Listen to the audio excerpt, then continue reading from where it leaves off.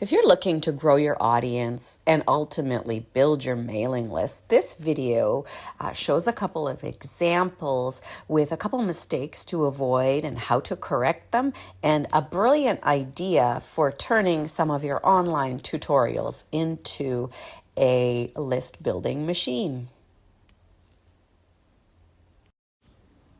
Example 1 from a printables website.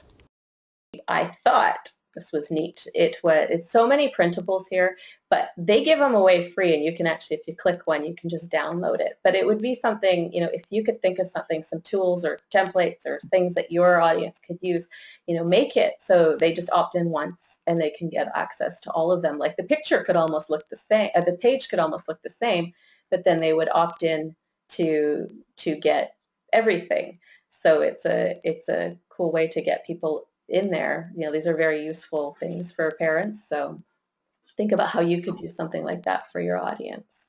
So when they click that, it makes them It's opt in just a before. down. No, it doesn't. I was saying I would do that. No, Right, if you yeah. click them, you get the files. So you get them right away. Yeah.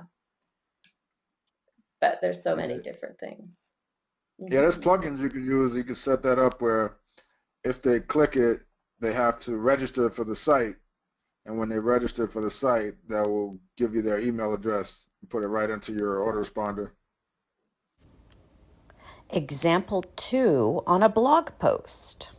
I thought this was neat. It's so many printables here, but they give them away free, and you can actually, if you click one, you can just download it. But it would be something, if you could think of something, some tools or templates or things that your audience could use, make it so they just opt in once and they can get access to all of them. Like the picture could almost look the same, the page could almost look the same, but then they would opt in to get everything. So it's a cool way to get people in there. These are very useful things for parents. So think about how you could do something like that for your audience. So when they click that, it makes them It's opt in just a before. down. No, it doesn't. I was saying I would do that. No, Right, if yeah. you click them, you get the files. So you get them right away. Yeah. But there's so many different things. Yeah, there's plugins you can use. You can set that up where if they click it, they have to register for the site. And when they register for the site, that will give you their email address and put it right into your autoresponder. Example 3, turn your tutorials into an opt-in offer. So this is actually an interesting article in itself for what we're talking about today. But something struck me with it because it's about content marketing, and it's very informative, and they at the end they have this offer for a free ebook. And I was going to say that, that's great. It's an ad though, right? It's a graphic, so it's easy to ignore. It's only at the bottom. But for me, I would say you would mention that free ebook a couple of times where it's relevant, just casually saying what's in that, and you can get it free for here. You can get more information on this.